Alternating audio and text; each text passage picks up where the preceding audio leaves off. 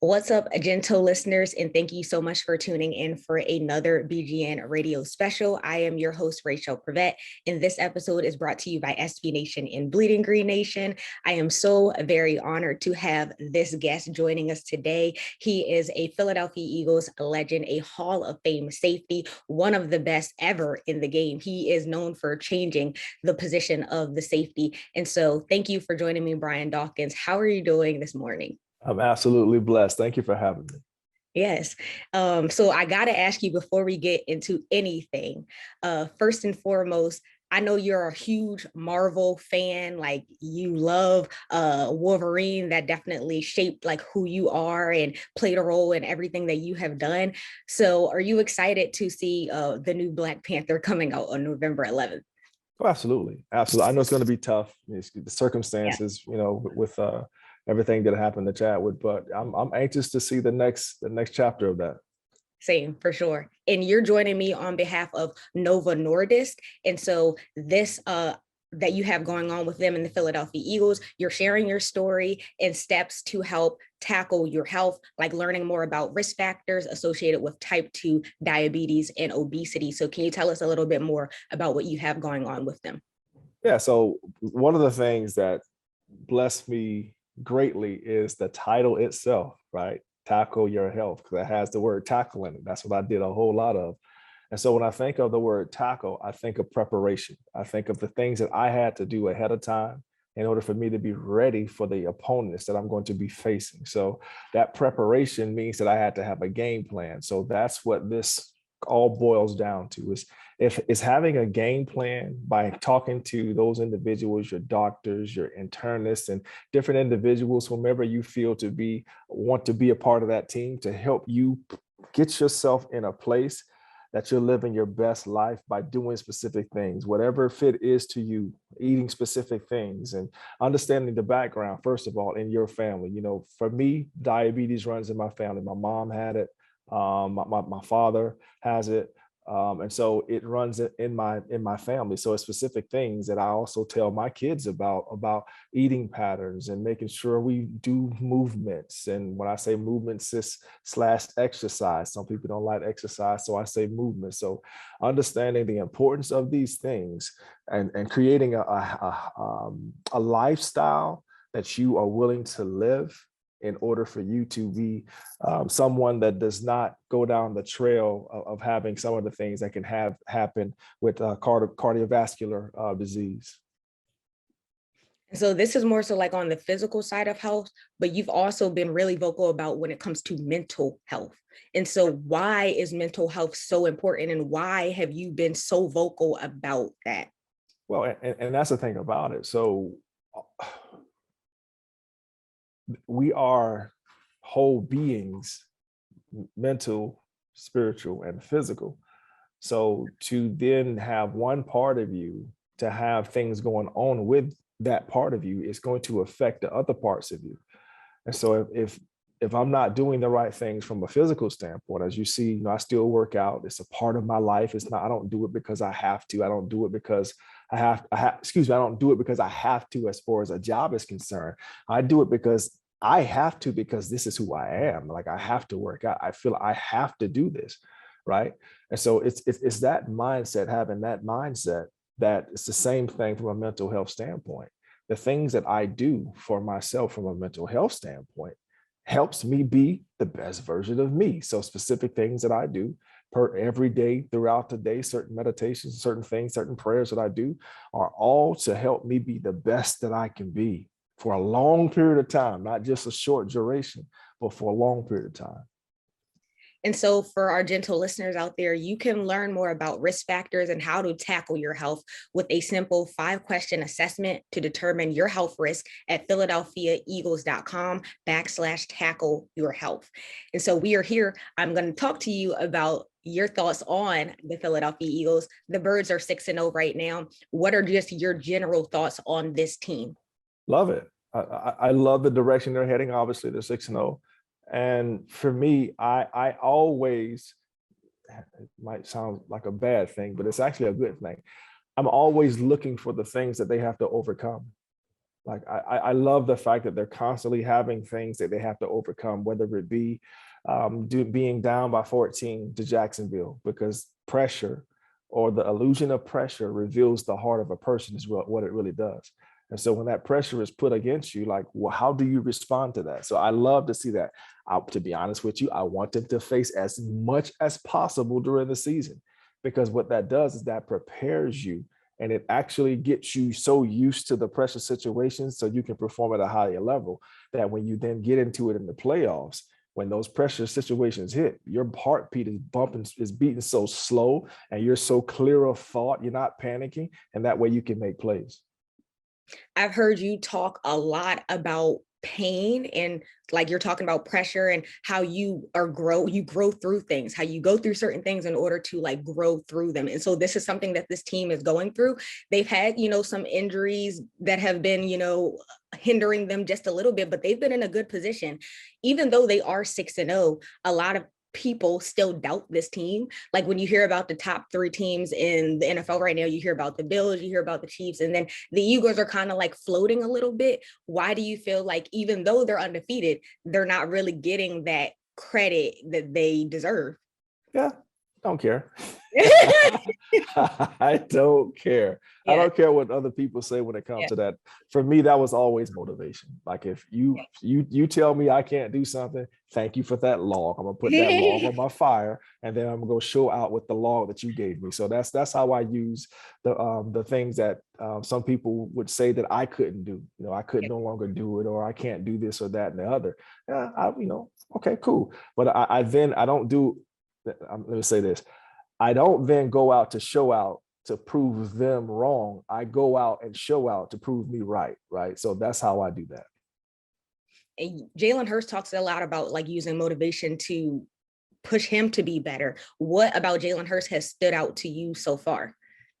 Well, it's just his journey from a young football player already in his life, in his young football career, going back to Alabama, of the things that he's had to overcome, the pressure situations that he's been put in, being a vocal leader, a leader, and then having your job supplanted, right? So now he has to be a backup, then does not do anything outside of his character that would cause any negativity to come towards him or the organization or his family, right? He handles himself like a professional, even in college, right? So then he goes to Oklahoma, and then has an outstanding season, right? Leads that team, comes second in the Heisman race, and then he comes into the league. And then he has to then battle right away with Carson Wentz, right? With pressure situation here in Philadelphia. So what that tells me from a mental standpoint is you have a mentally tough individual that can handle the things that the suggestions, the strong love, I'll call it, that happens here in Philadelphia. Like he has the wherewithal to be able to not allow those things to penetrate his mental space so that he can stay focused on the task at hand. And that's him getting better at the thing that he knows that he needs to get better at. I want to talk about your time in Philadelphia. You're really big on your spiritual journey, and that's just shaped who you are. Can you tell me, like, can you take me back to a time in your career when maybe you had to overcome some obstacles in your spiritual path, your spiritual journey, your relationship with God helped you to get through that?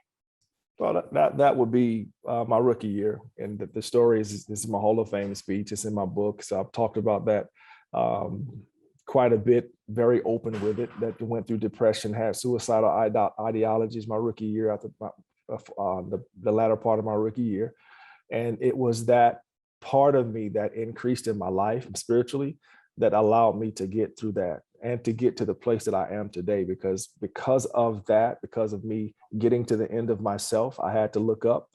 And when I looked up, that's the relationship that began to get stronger in my life. So that's why literally why I'm doing what I'm doing now. Like, this is not my idea of retirement. My idea of retirement was going to be a lot different than what I'm doing, but my heart changed, and the Lord has put me in this place, this position to be able to do what I'm doing. And I'm going to do the best that I can, what he's given me, to bless as many people as possible with the hope and the resources that they need in the situations, so that they can be the best that they can be for generations to come.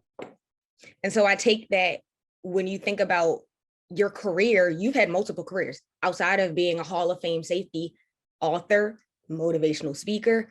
I'm assuming that you want to be remembered as so much more than just a Hall of Fame safety. Yeah, absolutely. Absolutely. So football is what I did. It's not who I am. Right. So that's the main thing of it all. And so when you understand that you are not your job, you do your job, but you're not your job, then you understand that even when that job no longer is your job, then you can go on to do other things in your life because you're not tied to that thing as your being, right? So I know that football was not who I was. And so now I can step into this space to utilize the things that I learned and gained in my life, the relationships that I now have with Nova Nordisk and the Eagles, so that we can then begin to talk to other people and hopefully allow them to see through my story of the pain that I witnessed, my mom having strokes, and a couple of strokes she's had, of witnessing those things and saying that if we had have done some things probably differently in the past, maybe she does not get into that space. So now I can retroactively go back and now teach my kids as the way that me and my wife lives, right?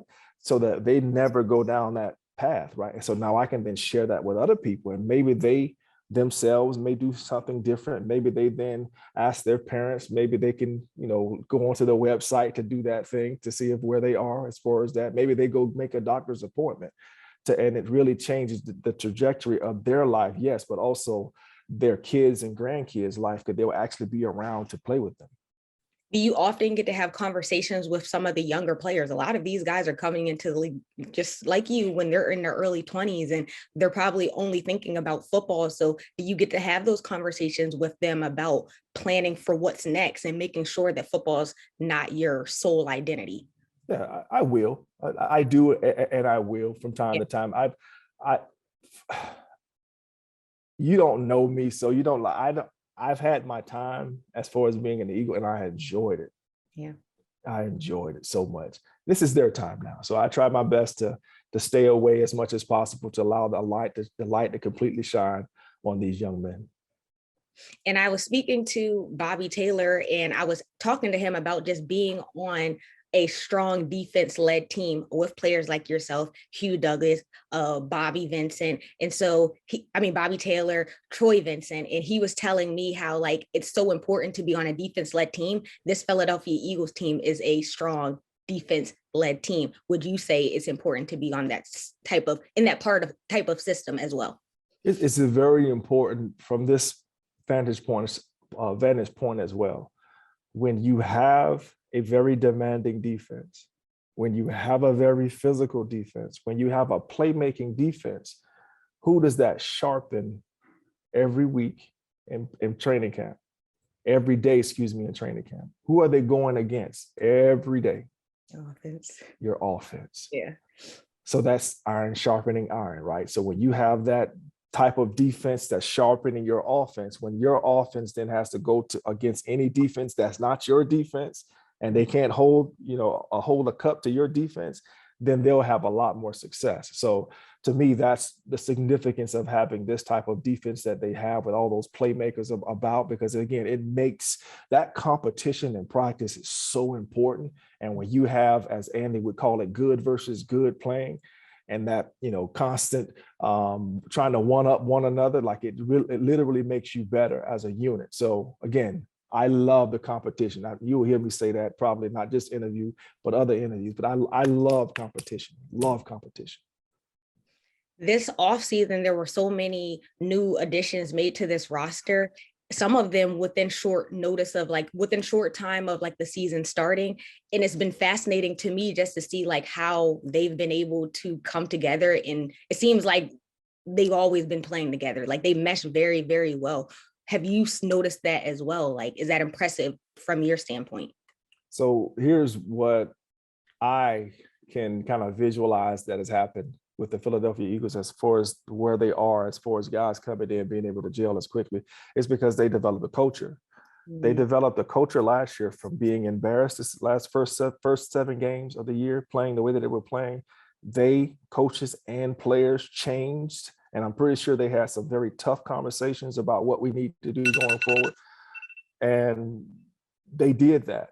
And so this season, they continued down on that path together. So now there's more of a togetherness there. And I always remember this, it's in those tough times, that there's a tighter bond that is made by individuals who care, right? I always remember that. So on this side of it, you have now a culture of caring, a culture of accountability. So now when new guys come in, they fit right into this caring, competitive, accountability-led environment. And so that's one of the reasons I think that guys have been able to come in, like you're talking about, and gel real quickly, because once again, they have already built a culture, and that's the important thing. For sure. Nick Sirianni, Jalen Hurts being the leader he is. So this is a really, really fun team to just be watching right now. But thank you for taking the time to talk with me. I really, really appreciate it. Once again, for the lovely listeners out there, you're joining me on behalf of Novo Nordisk and Philadelphia Eagles. And so you can learn more about the risk factors and how to tackle your health with 5 simple questions. It's an assessment to determine your health risks at philadelphiaeagles.com/tackle your health. Thank you so much, B-Doc, for joining me. I really appreciate it. No, thank you for the conversation.